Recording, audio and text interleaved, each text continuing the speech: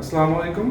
আমি ডাক্তার খালেদ হোসেন মিলু। আপনারা আজকে নর্মালি আপনারা প্রতিদিন যাদেরকে দেখতে পান তাদেরকেও আমি বাবা মা বলে ডাকি। আজকে যাদেরকে দেখতে পাচ্ছেন ইনি আমার একদম নিজের বাবা। নিজের বাবা মানে আমার জন্মদাতা। হ্যাঁ, তো আমার বাবার মুখের ভিতরে একটা টিউমার আছে। তো আলহামদুলিল্লাহ আজকে আমি অপারেশন করব মুখের ভিতরে টিউমার। আমি শুধু আমার বাবার মুখ থেকে শুনতে চাই, আপনাদের টিউমারটা একটু দেখাবো। বাবা একটু বলেন যে আপনার ছেলে আপনার অপারেশন করবে, আপনি ফুল কনফিডেন্ট? ইনশাআল্লাহ। দোয়া ছেলের জন্য তো দোয়ার দরজা সবসময় খোলা।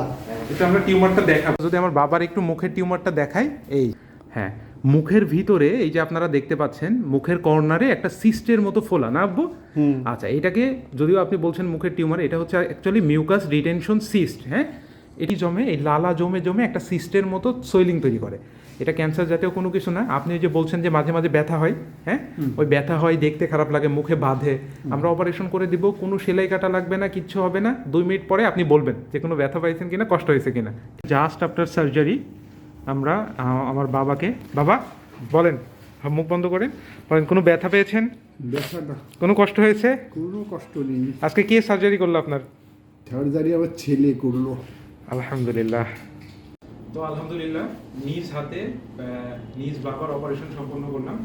একটু আমার বাবার কাছ থেকে শুনবো। বাবা আপনি বলেন। খুব সুন্দর অপারেশন হয়েছে, কোনো ব্যথা লাগে নাই। কোনো অপারেশন যে করা হলো এটা কোনো কিছু বুঝতে পারলাম না। এটাই শুকর, আলহামদুলিল্লাহ, আল্লাহর কাছে লাখ লাখ শুকর।